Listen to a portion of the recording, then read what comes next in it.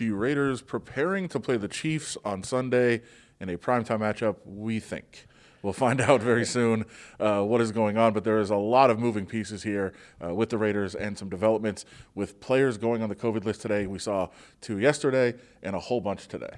Yeah, and there's something about the Raiders playing on Sunday Night Football or not that seems to coincide with a slew of players ending up on the COVID-19 list, and we saw that today. What do we got? Isaiah Johnson, Jonathan Hankins, David Irving, Arden Key, Jonathan Abram again.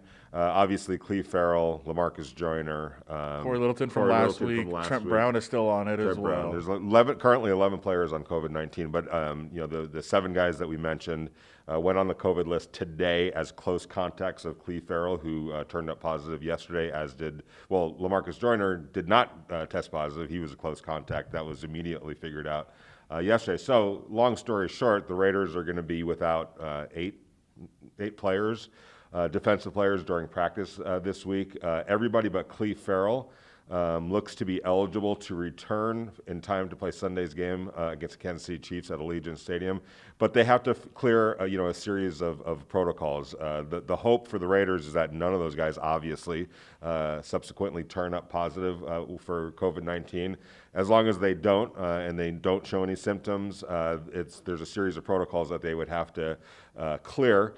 Some of them are eligible, when I'm told, to come back on Saturday. Some of them will be eligible to come back on Sunday. So although they won't practice this week, they're at the very least in line to play on Sunday. But still, it's just a total disruption that you don't need heading to a huge game like the Chiefs. Well, it's not like you need your defense against the Chiefs. Right. The Chiefs, the most potent offense in the NFL.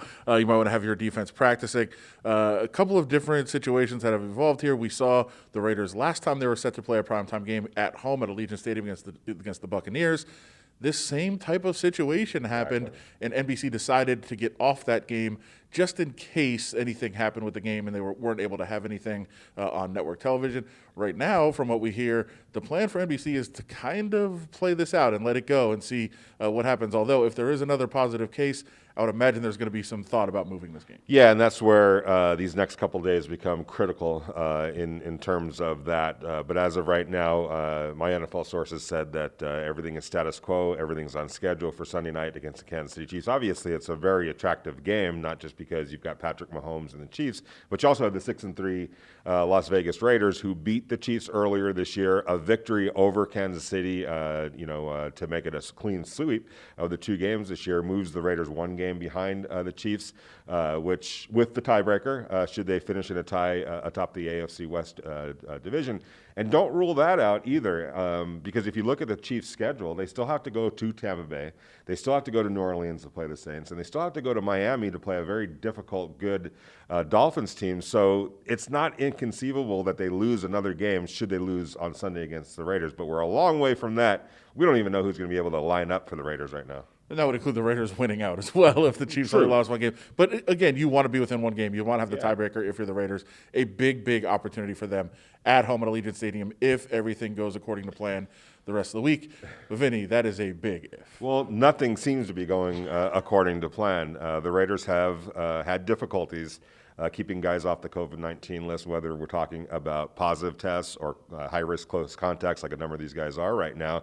It's just been one thing after another, and they've been fined. They lost a draft pick as a result of this. I'm not saying things are necessarily going wrong here at the building, although some of those, in the Trent Brown situation, he forgot to wear his, or just decided not to wear his device that monitors who comes in close contact with them and vice versa. And as a result of that, all of his offensive line teammates, starting teammates, could not practice the week before that Tampa Bay game. So that was definitely a slip up here in the building. What seems to be happening more than that is when guys leave the building, they're either hanging out with each other, which probably don't need to be doing that given what's going on in the world right now, and at least a few of them, a handful of them, are coming up positive for COVID-19. And, here's the thing.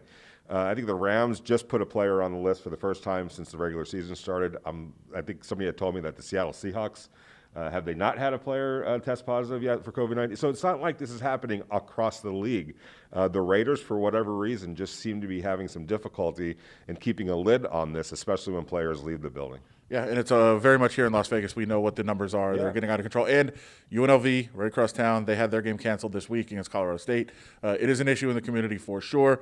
But with the Raiders, we are going to continue to monitor the situation. Make sure you check out reviewjournal.com, Vegas Nation. Download that Vegas Nation app. Get all the latest stories. And check out the reporting by Vinny today. Again, it's Vinny Bonsignor, Adam Hill, Heidi Fang here as well. Check out everything up at reviewjournal.com and the Vegas Nation app. We'll talk to you guys again tomorrow with the latest situation from here at the Raiders facility in Henderson.